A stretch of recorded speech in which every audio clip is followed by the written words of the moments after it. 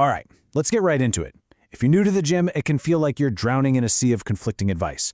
So today we're going to cut through all that noise. We're giving you a simple, science-backed blueprint for building muscle, starting right from square one. It's the million-dollar question, right? And the simple answer is always work out, eat right, and be consistent. But come on, that doesn't actually tell you how to do any of that stuff, not in a way that actually works. So today, we're breaking down the essential how and why behind a training plan that gets real results. So, here's our roadmap.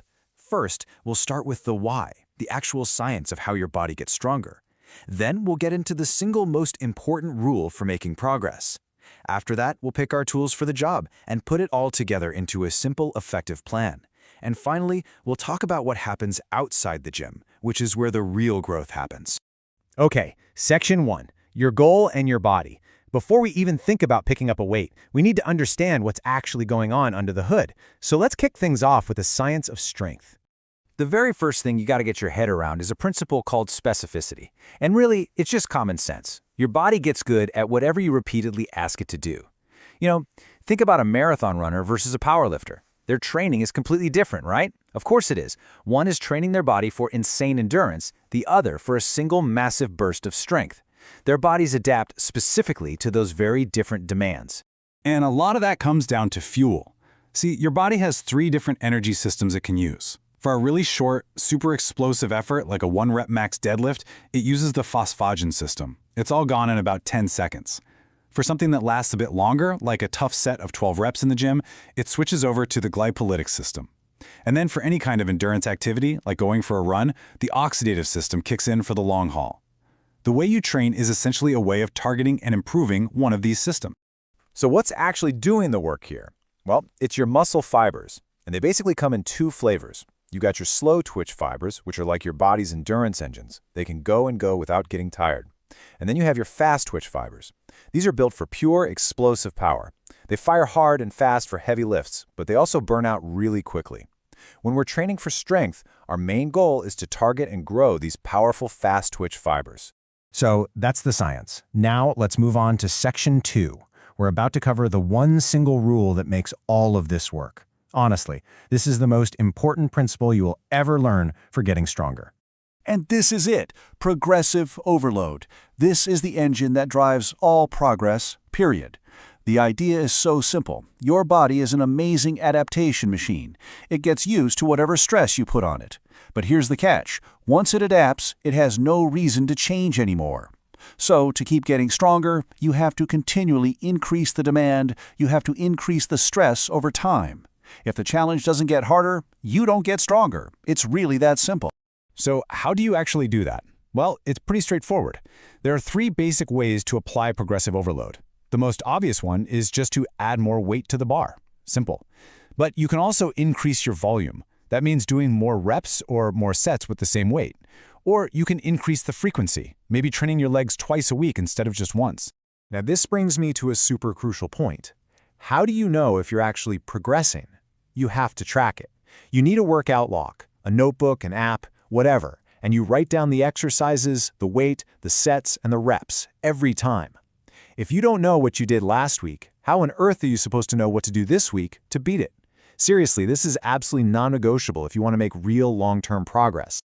All right, section 3, your workout toolkit. We know the fundamental rule for getting stronger. Now, let's fill up our toolbox with the actual exercises we're going to use to get the job done. Exercises pretty much fall into 2 big buckets. You have your compound movements, like a squat. These are the heavy hitters. They use a bunch of joints and muscles all at once, which makes them incredibly efficient for building overall strength. Then you have your isolation exercises, like a bicep curl. These focus on a single joint and muscle, and they're great for really honing in on a specific area. For anyone starting out, these compound lifts are your bread and butter. This is your foundation.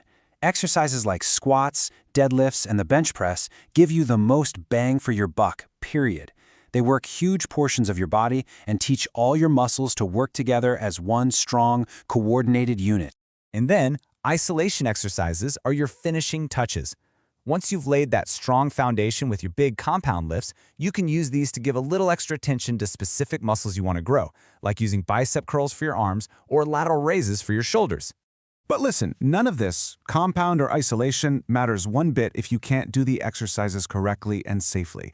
And that is where mobility comes in. Think of it like essential maintenance for your body. If you don't have good mobility, you can't move through a full range of motion, which limits your results, and frankly, it's just asking for an injury. Don't skip your mobility work. Okay, so we've got the science, we've got the main principle of progress, and we've got our exercises. Now it's time for the fun part. Let's put all these pieces together and build a simple, brutally effective program for anyone just starting out. We're going to use a program called 5x5. It is beautiful in its simplicity. All you do is perform 5 sets of 5 reps on a handful of core compound lifts. You do this as a full-body workout 3 times a week. This heavy, low-rep approach is one of the fastest ways to build a solid foundation of pure strength and muscle. And this quote right here is a golden rule to live by in the gym. Remember, the goal isn't just to move the weight from point A to point B. The goal is to control the weight through its entire range of motion with good form.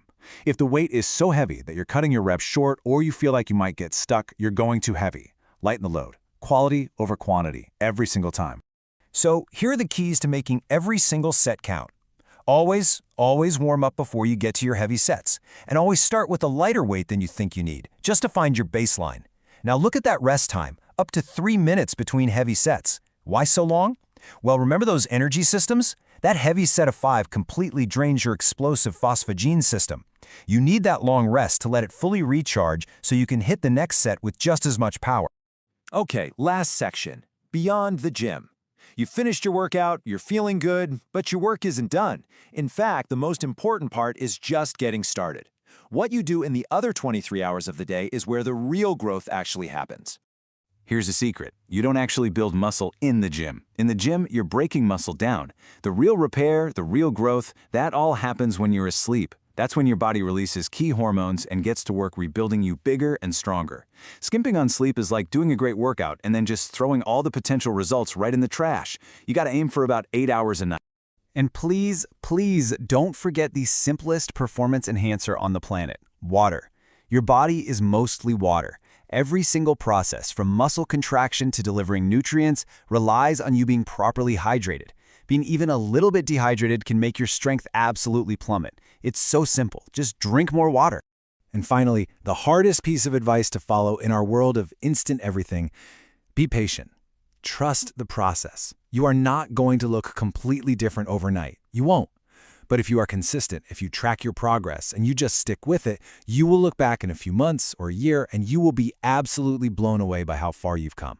This is a marathon, not a sprint. So that's it.